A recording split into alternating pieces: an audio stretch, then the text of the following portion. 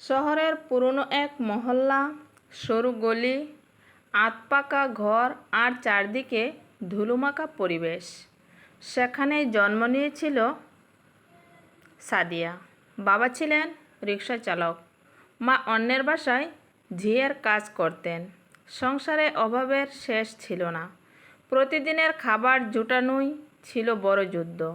কিন্তু ছোট্ট সাদিয়ার চোখে অন্যরকম আলো ঝলমল করত, যেন সে গরিবী কিংবা অন্ধকারের ভেতর থেকেও আকাশ দেখতে পেত। তার ভেতরে সবসময় বেঁচে থাকত এক বিশাল স্বপ্ন। ছোটবেলায় যখন অন্য বাচ্চারা খেলাধুলা করত, সাদিয়া তখন একটা পুরনো বই নিয়ে বসে থাকত। ভাঙা স্কুল থেকে ফেরার পথে রাস্তার ধারে কাগজ কুড়িয়ে আনত, সেখান থেকেই বানাতো নিজের পাঠ্য বই। মায়ের বকা খেত, কারণ পড়াশোনায় বেশি মন দিলে বাসার কাজ পিছিয়ে যেত। কিন্তু সাদিয়া বিশ্বাস করত, এই লেখাপড়াই তাকে একদিন বাঁচাবে। ক্লাস 5-এর সময় বড় ধাক্কা এলো। বাবা অসুস্থ হয়ে রিকশা চালানো বন্ধ করলেন। সংসারের বোঝা যেন হঠাৎ করেই অচল হয়ে গেল। মা একা সব সামলাতে না পেরে সাদিয়াকে বললেন, মা, তুইও একটু কাজ কর, না হলে পেটে খাবার জুটবে না। সেই দিন থেকে সকালবেলা কয়েকটা বাড়িতে বাসন মাজা, কাপড় ধোয়া এসব কাজ শুরু করলো সাদিয়া। বিকেলে স্কুলে যেত। স্কুল থেকে ক্লান্ত শরীর নিয়ে ক্লাসে বসলেও তার চোখ সবসময় চকচক করত। সমাজের মানুষ অনেক কথা বলতো, কারো কারো ঠাট্টা, এই মেয়েটা দিয়ে কি হবে, শেষমেশ তো বাপের মতোই দিনমজুর হবে। কিন্তু সাদিয়ার মনে হতো, এরা জানে না স্বপ্নের শক্তি কী। সময় পেরিয়ে গেল। এসএসসি পরীক্ষার দিনগুলোতে সাদিয়া প্রায় রাত জেগে পড়ত। কখনো বিদ্যুৎ থাকতো না, কখনো রাস্তার বাতির নিচে বসে লিখত। আর সেদিন যখন রেজাল্ট বের হলো, পুরো এলাকায় আলোড়ন। সাদিয়া প্রথম বিভাগে উত্তীর্ণ হয়েছে। শিক্ষকরা এসে তাকে জড়িয়ে ধরলেন। মায়ের চোখে আনন্দের জল ঝরল। কিন্তু আনন্দের সঙ্গে সঙ্গে শুরু হলো নতুন দুশ্চিন্তা। কলেজে ভর্তি হওয়ার টাকা কোথায়? মা বসে কাঁদছিলেন, বলছিলেন, মা, এত স্বপ্ন করিস না, আমরা গরিব মানুষ, আমাদের ভাগ্যে এসব মানায় না। সাদিয়া শক্ত গলায় উত্তর দিল, আম্মা, স্বপ্ন গরিব ধনী দেখে না, আমি পড়বই। ভাগ্যের পরিহাসে এক শুভাকাঙ্ক্ষী শিক্ষক তার পাশে দাঁড়ালেন। ভর্তি ফি, বই, খাতা সব কিছু ব্যবস্থা করে দিলেন। নতুন দরজা খুলে গেল। কলেজে পড়তে গিয়ে সাদিয়ার মেধা আরও স্পষ্ট হলো। বিতর্ক প্রতিযোগিতায় তার তর্কের জোরে সবাই মুগ্ধ হতো। সে সবসময় বলতো, স্বপ্ন মানে কেবল কল্পনা নয়, স্বপ্ন মানে বাস্তবে পথ বানিয়ে নেওয়া। সহপাঠীরা তাকে অনুপ্রেরণা হিসেবে দেখত। কিন্তু সংসারের টানাপোড়েন তখনও একই রকম।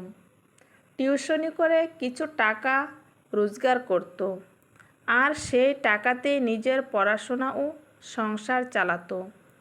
অসুস্থ বাবাকে ওষুধ কিনে দিত, মায়ের জন্য শাড়ি কিনে দিত। নিজের স্বপ্নের পথে চলার পাশাপাশি সংসারের ভারও সে কাঁধে বয়ে বেড়াতো। সময়ের সঙ্গে সঙ্গে বিশ্ববিদ্যালয়ে ভর্তি হলো সাদিয়া। নতুন পরিবেশ, নতুন লড়াই। এখানে এসে বুঝল জীবন আরও কঠিন। অনেক রাত না খেয়ে থাকতে হয়েছে, অনেক দিন মাটিতে শুয়ে কাটাতে হয়েছে। তবু একবারও হাল ছাড়েনি। সবসময় মনে রেখেছে, স্বপ্নকে যদি আঁকড়ে ধরি তবে কোনো কষ্টই আমাকে হারাতে পারবে না। বিশ্ববিদ্যালয়ে পড়াশোনার ফাঁকেই তার ভেতরে জন্ম নিল আরেকটা বড় স্বপ্ন। সে শিক্ষক হবে। শিক্ষকের হাত ধরেই সে এগিয়ে এসেছে। এখন সেও চাইতো অন্যদের হাত ধরে তুলতে। ক্লাস শেষে ছোট ছোট বাচ্চাদের নিয়ে বসতো, তাদের পড়াতো, বোঝাতো। জীবনের স্বপ্ন না থাকলে মানুষ অন্ধকারে হারিয়ে যায়। বছরের পর বছর নিরলস পরিশ্রমের পর অবশেষে সে কাঙ্ক্ষিত দিন এলো।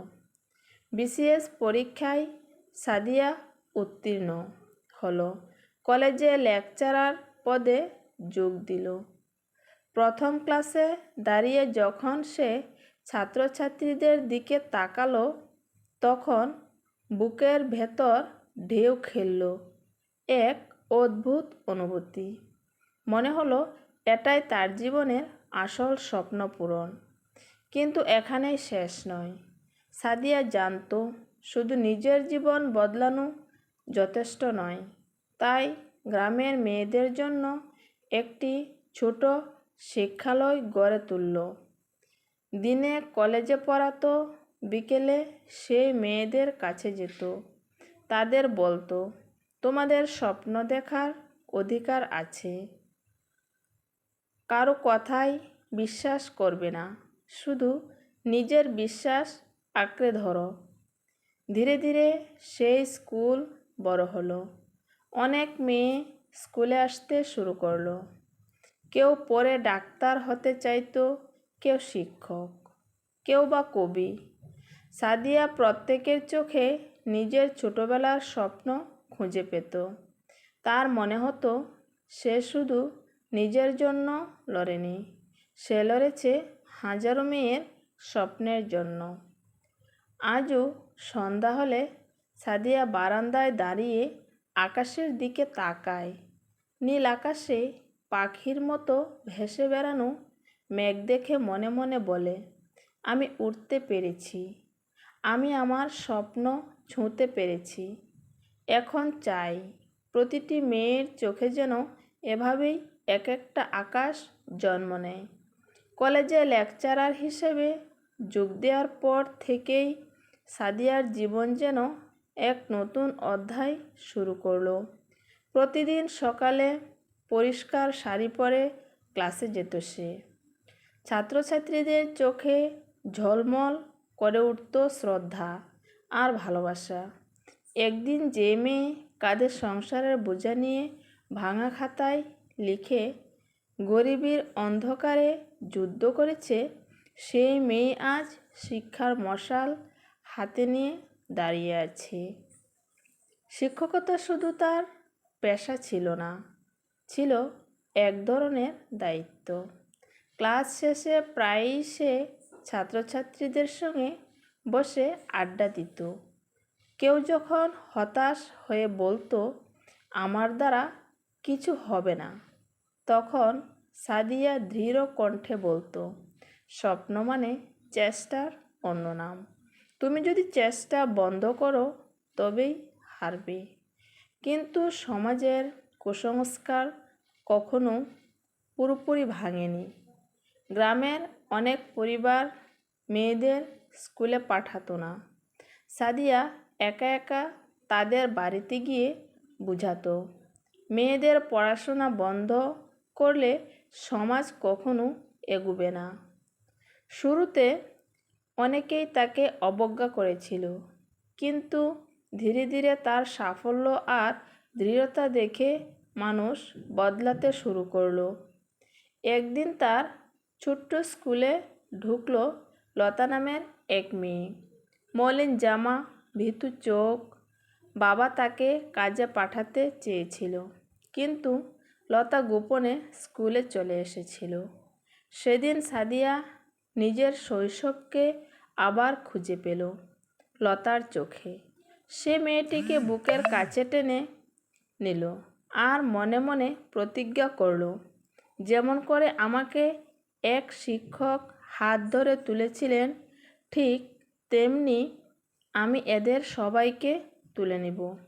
বছরের পর বছর পরিশ্রমের ফলে তার স্কুল এখন পূর্ণাঙ্গ শিক্ষা প্রতিষ্ঠান হয়ে উঠল। এলাকা জুড়ে মেয়েরা বই হাতে নিতে শুরু করলো। যাদের আগে সংসারের বোঝা বেঁধে রেখেছিল, তারা আজ ডাক্তার, শিক্ষক, এমনকি সরকারি চাকরিতেও প্রবেশ করেছে। প্রতিটি সাফল্যের গল্প যেন সাদিয়ার জীবনের সঙ্গে জড়িয়ে গেল। তবে জীবনের পথ চলা একেবারেই মসৃণ ছিল না। সমাজে কিছু মানুষ তার সাফল্যে ঈর্ষা করত। কেউ গোপনে বলতো, ও তো শুধু ভাগ্যবান, গরিব ঘর থেকে কেউ এত দূর আসতে পারে না। সাদিয়া এসব কথা শুনতো, মুচকি হেসে পাশ কাটিয়ে যেত। সে জানতো আসল উত্তর কথাই নয়, কাজেই সময়ের সঙ্গে সঙ্গে তার আরও বিস্তৃত হলো তার স্বপ্ন। সে শুধু শিক্ষিকা হয়ে থাকতে চাইল না, চাইল সমাজ পরিবর্তনের সৈনিক হতে।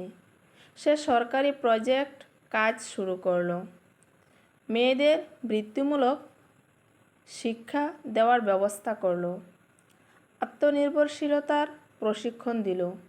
একদিন সংবাদপত্রে তার নাম বের হলো, গরিব ঘরের মেয়ে এখন হাজারো মেয়ের স্বপ্নের আলো। মায়ের চোখে তখন গর্বের জল। অসুস্থ বাবাও বিছানায় শুয়ে বললেন, তুই আমাদের নাম বাঁচালি মা। কিন্তু সাদিয়ার ভেতর বিন্দুমাত্র অহংকার জন্ম নিল না। সে সবসময় বলতো, এটা শুধু আমার গল্প নয়, এটা প্রতিটি মেয়ের গল্প, যারা দারিদ্র্যের অন্ধকার ভেদ করে আলো খুঁজে পেতে চায়।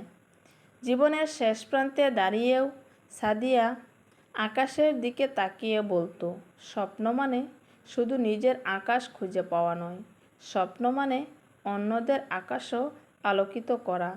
আমার স্বপ্ন পূর্ণ হয়েছে তখনই, যখন লতার মতো মেয়েরা ডানা মেলতে শিখেছে। সেই আকাশে সত্যি হাজারো পাখি উড়ে বেড়াচ্ছে, আর প্রতিটি পাখির ডানায় লেখা স্বপ্ন কখনো মরে না।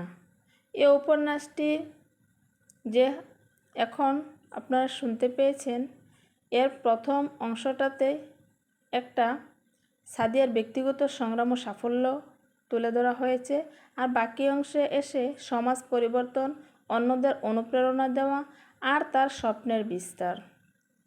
ধন্যবাদ সকলকে, ভালো থাকবেন। আর ভালো লাগলে অবশ্যই আয়েশাস ব্লগ চ্যানেলটি সাবস্ক্রাইব করে পাশে থাকবেন।